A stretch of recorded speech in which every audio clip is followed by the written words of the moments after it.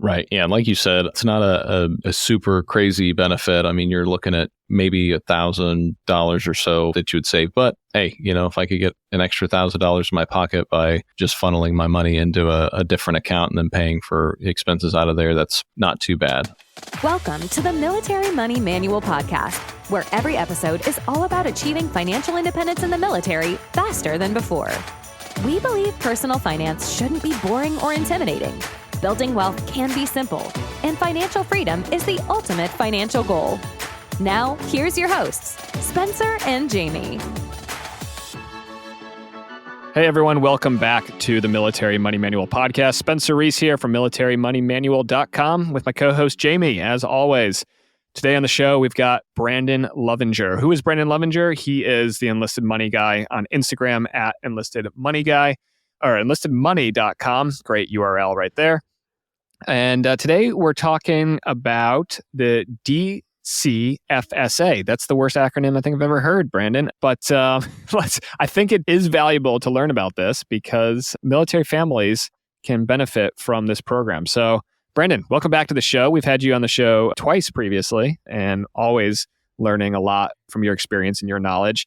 I failed to mention that Brandon's been in the Army for over 18 years now, a senior NCO over there, and we really appreciate both his knowledge and his perspective. So, Brandon, welcome back to the show. And yeah, let's talk about the DCFSA.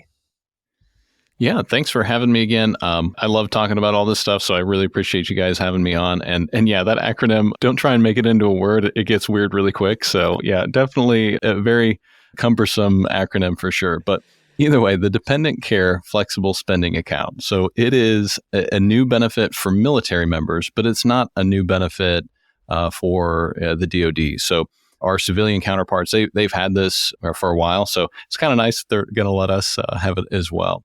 So basically what the DCFSA is just an account that you can put money into, and then as long as that's used for dependent care expenses, then that money is non-taxable income. So it's deducted from your income. So similar to like if you had, like your retirement account, like if you put money into a retirement account, it's deducted from your pay. However, that money's never taxed. So it's a pretty good benefit, for military members that have dependent care expenses. And it is important to say dependent care because that's the technical term that the IRS uses. So it's not just child care. It could be if you were taking care of a parent, or I know some service members maybe have a sibling that they're taking care of or something like that. And so it's not strictly just for child care.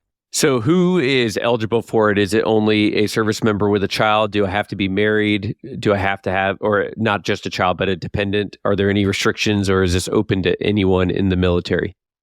It is limited to service members that do have dependents. So if you are married, if your spouse doesn't work, you would not be eligible for this. So the amount that you are eligible to put into the DCFSA is capped at your spouse's income. Or if they're going to school, then they get $250 is what's considered their income per month. So there is a cap to it, and you do have to have eligible child care expenses. So if you don't have any child care expenses, or dependent care expenses rather, then you can't use it either. How much are we talking about being able to put into this account? And is it based on each year, like I have to flex spend account type spend it that year, or just have those expenses overall? So it is by the taxable year. So it's an IRS allowance basically. And so it's within the taxable year. So January 1st to December 31st.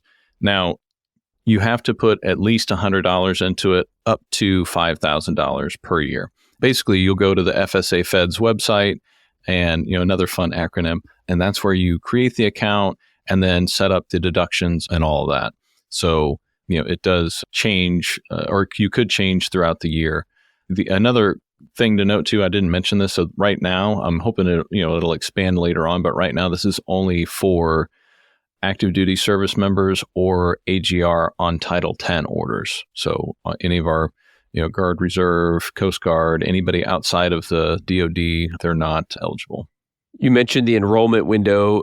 We can only enroll during the open season we expect to start in this fall, like November, December timeframe, or after a qualifying life event. Is that correct? And what What's an example of a qualifying life event? Correct. That coincides with the federal benefits open season, which like you said, is going to be like November to December, but they'll announce that closer to time. And in regard to qualifying life events, so there are different things that might happen. So say, for instance, you might go, well, I don't know what everything's going to look like because we're PCSing next year or whatever the case may be. So there are different times where a change in your dependency status, if you PCS and your spouse is no longer working or your spouse begins employment, different things like that, you can potentially enroll at that time. But I would definitely check the FSA Fed's website, and they do have a phone number so you can call and ask them and see if this is a qualifying event. And the other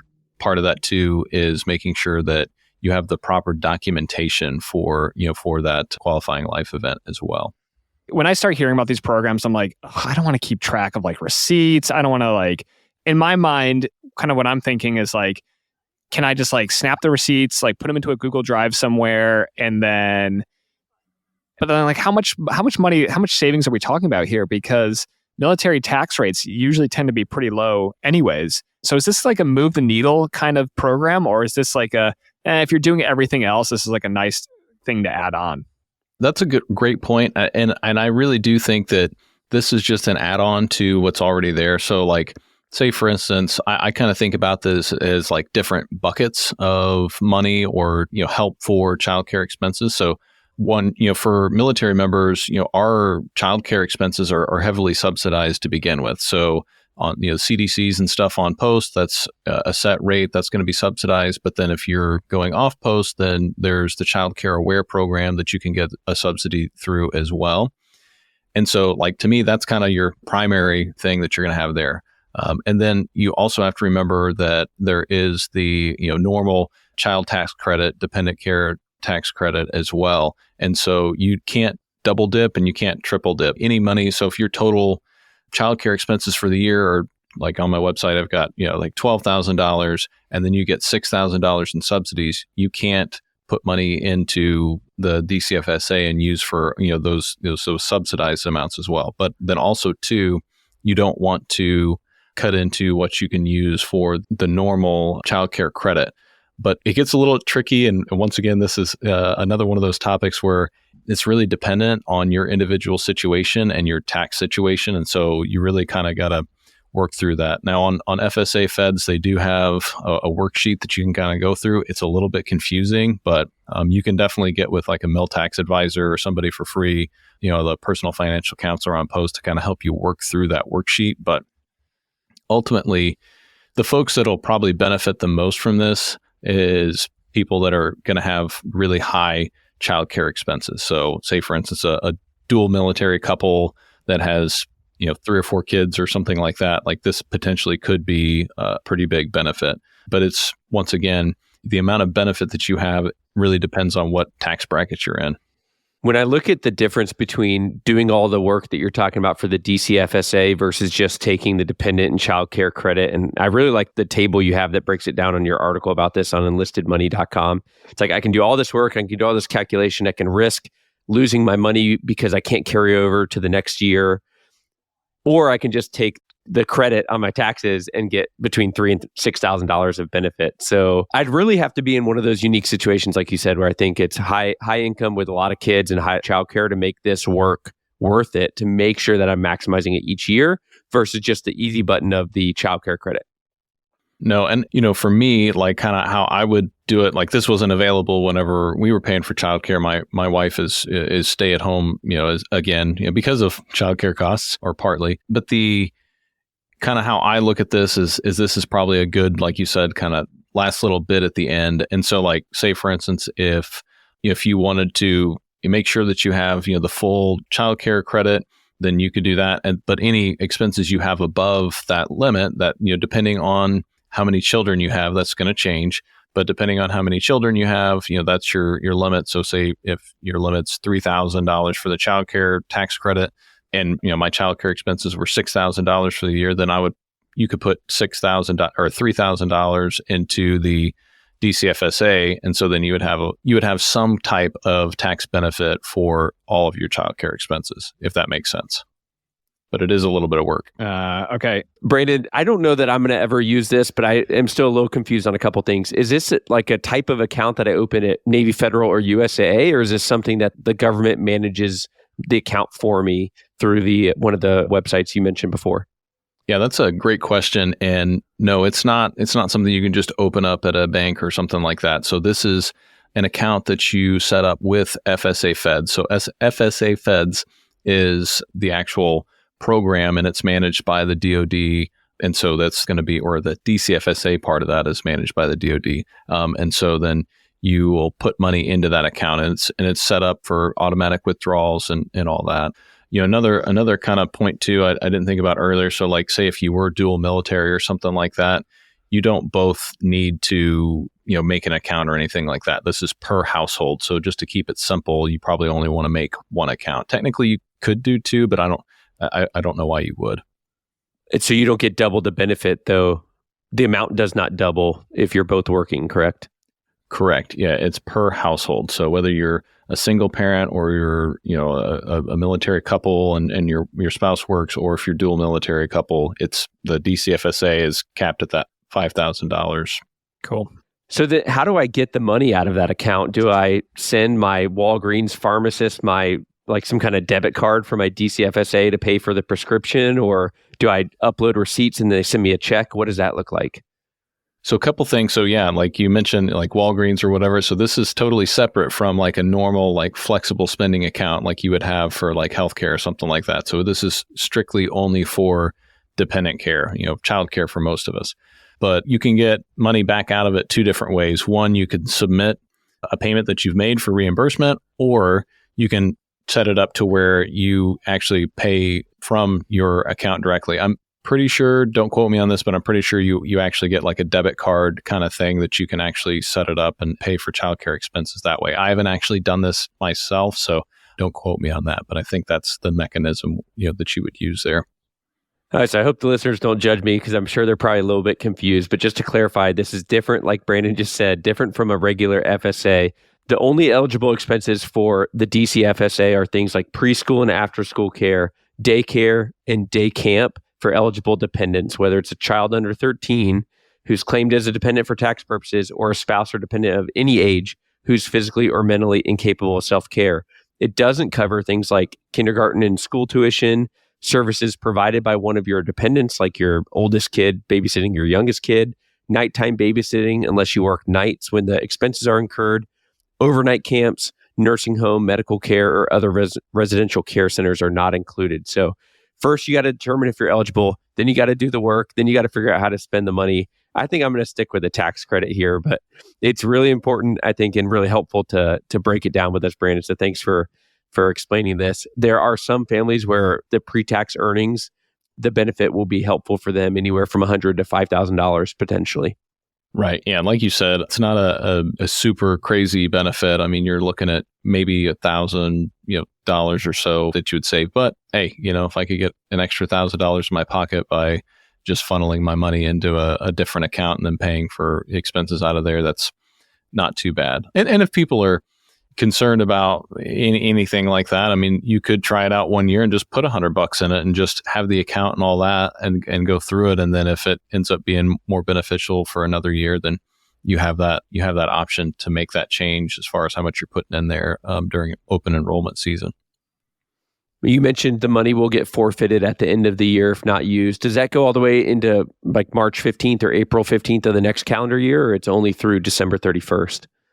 Right. So there is a grace period. So you can incur expenses up until March 15th of the following calendar year. However, you can submit receipts up to April 15th. So there's kind of two different dates there, but just basically remember, you need to use it by March 15th. So you kind of have like a quarter of a year kind of buffer.